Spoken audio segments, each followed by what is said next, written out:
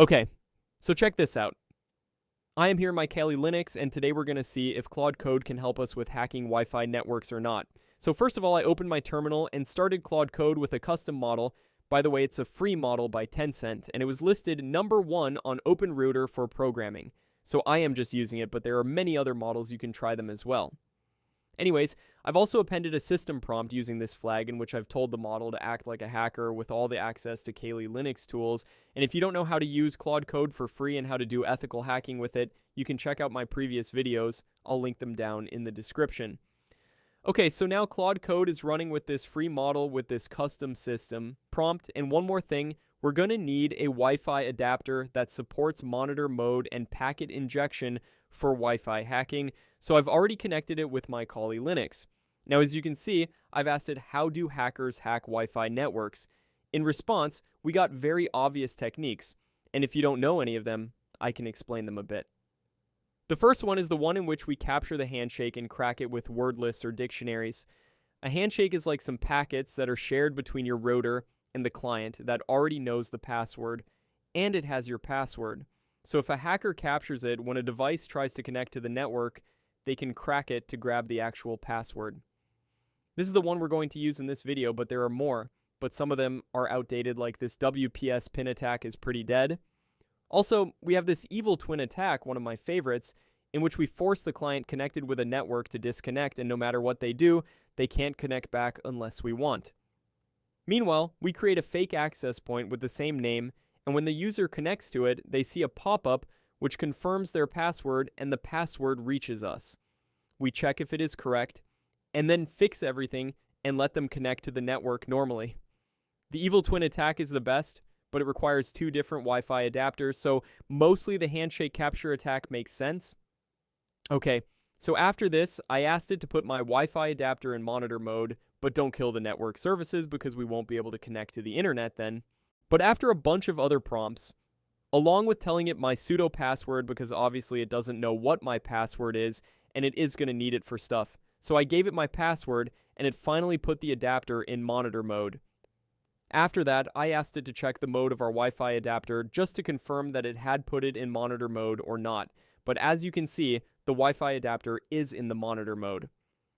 Next, we're going to scan the neighboring networks, and by the way, I'm going to conduct this attack on my own network because, it's illegal if you're going to try it on someone else without permission.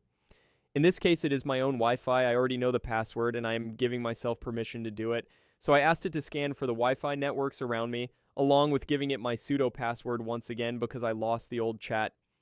Well, it used the AeroDump tool from the AirCrack suite, and that's what I'd have done if I were hacking the network. But because it was requiring passwords for every tool, it was becoming a problem to pass the password to sudo, so it created a script and ran it with sudo.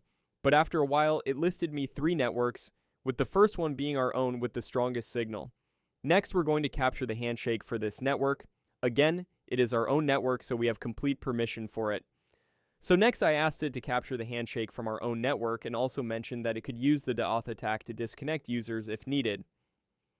After I pressed enter, it started doing its work. It first clarified how it was going to work. It's going to use AeroDump to capture the packets on channel 5, which is the channel of our Wi-Fi network. And then it's going to use a deauthentication attack to disconnect clients from the network to force them to reconnect and create fresh handshakes. Well, it wrote scripts for it and then ran them, and just after a while, it captured the handshake. And as you can read here, it sent 10 authentication packets, and our handshake file is stored here. Next, you can read that it has suggested what we can do next with it, like we can attempt to crack it with a password or keep it for later use. So we want the plain text password, so we'll try to crack it with word lists.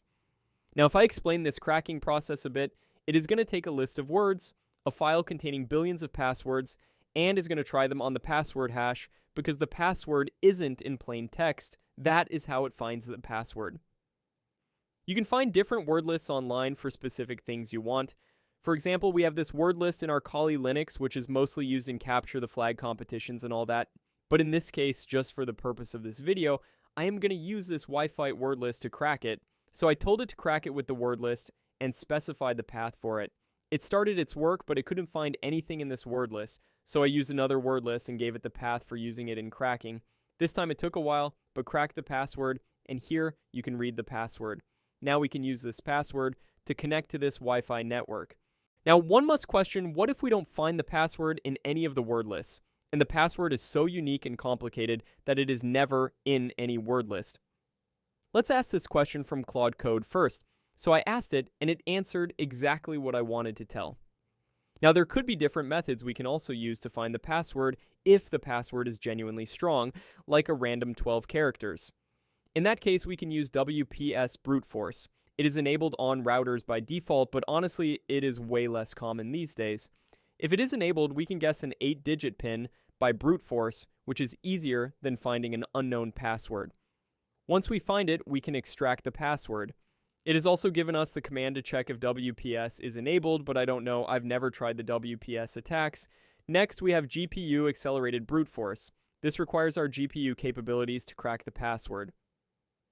GPUs are actually very good at hash cracking, so we can just use our GPU with Hashcat to crack these hashes. GPU cracking is fast, and it depends upon your GPU, like the more resources you have, the faster it is going to work. People do have custom rigs just for mining crypto, and they can also do hash cracking with it. We can use very long word lists in minutes and also try the brute force attacks, but still, brute force isn't feasible, because even with hundreds of super fast GPUs, it is going to take years to crack. We can also try the mask attacks, in which if we know part of the password, or if we know the pattern, we can use it to crack it faster. And one of my favorite, or non-technical methods, includes the evil twin attack. And as I've mentioned earlier, we can use social engineering in that to trick the clients into revealing the password to us. Evil twin is the best if you're targeting a specific network and it has active clients, but you require more tools for it. Anyways, I hope you liked this video. Don't forget to check out the first link in the description to check out our platform. Meet you in the next video. Till then, happy hacking.